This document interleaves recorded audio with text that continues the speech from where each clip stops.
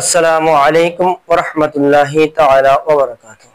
আলহামদুলিল্লাহি রাব্বিল আলামিন ওয়াল আকিবাতু লিল মুত্তাকিন ওয়াস সালাতু ওয়াস সালামু আলা আশরাফিল আমবিয়া ওয়াল মুরসালিন। আম্মা বা'দ।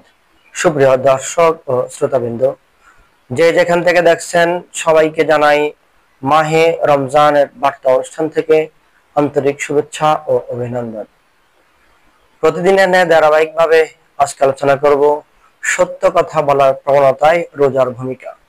সুপ্রিয় দর্শক ও শ্রোতাবৃন্দ, জাতি, ধর্ম, বর্ণ নির্বিশেষে মিথ্যা হচ্ছে সকল অপরাধ ও পাপের মূল।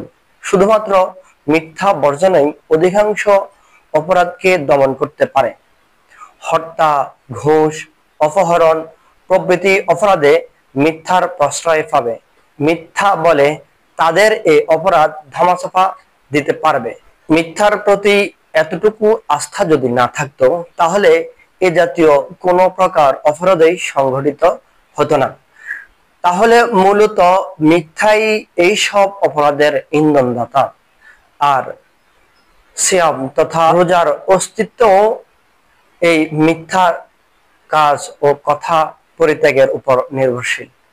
হাদিসে ফাঁকে সেই সম্পর্কে জোরালো ভাবে বর্ণিত হয়েছে যে, সহিহ বুখারী শরীফের 1770 নম্বর হাদিসে ফাঁকে প্রিয় নবীজি সাল্লাল্লাহু আলাইহি ওয়াসাল্লাম ইরশাদ ফরমান, যে ব্যক্তি মিথ্যা কথা ও সে অনুযায়ী কাজ পরিত্যাগ করতে পারল না, অযথা খাদ্য ও পানীয় পরিহার করে তার কোনো লাভ নেই।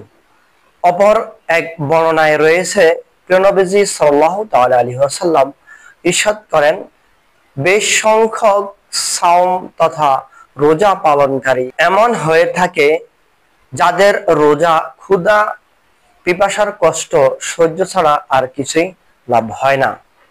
সুপ্রিয় দর্শক ও শ্রোতাবৃন্দ, তাহলে আমরা চেষ্টা করব এই রোজা অবস্থায় মিথ্যা কথা পরিহার করতে। আল্লাহ পাক রব্বুল আলামিন আমাদেরকে কবুল আর মঞ্জুর করো, আমিন।